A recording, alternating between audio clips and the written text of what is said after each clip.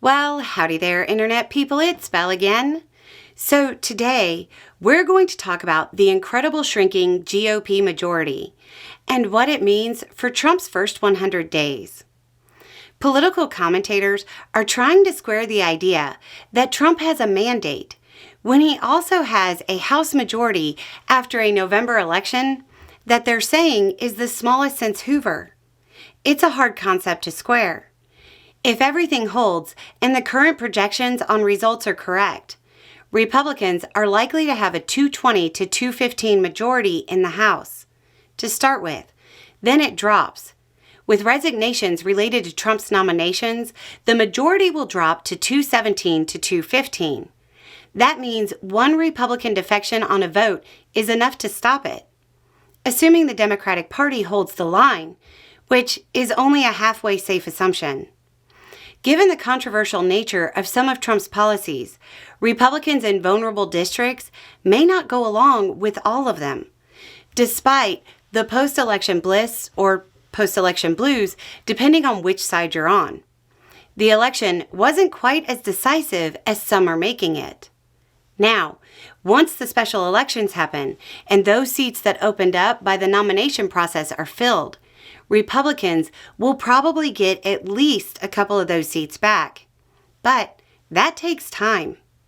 Incoming presidential administrations are typically judged by their first 100 days. It definitely sets the tone. With a slim House majority, it's going to be hard for Trump to pass any major legislation. He'll still use executive orders like they're going out of style, but the deeper changes are going to be very, very difficult. Everybody on the liberal side of the aisle knows what happens with narrow majorities like this. Think about Manchin and Sinema. It's very possible that somebody on the Republican side of the aisle will see the amount of power they can wield by playing the same role in the Republican House. They can portray themselves as a sensible centrist to the voters in their districts and carve out a reputation as a political maverick that could further their ambitions. Speaker Johnson is having to try to pull together a coalition between the far-right, traditional Republicans, and Republicans in purple areas. While the dynamics of a coalition party and the infighting that goes with it is something the Democratic Party has had to deal with for a very long time, this isn't something the Republican Party has had to contend with before.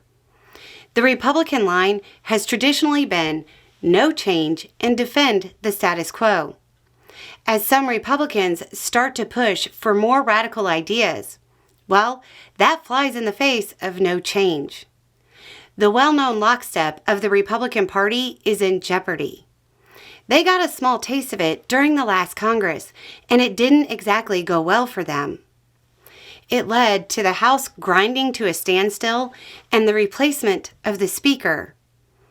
The flip side to this is that for this to matter for the Democratic Party, they'd have to play hardball, which isn't really something the Democratic Party is known for. Anyway, it's just a thought. Y'all have a good day.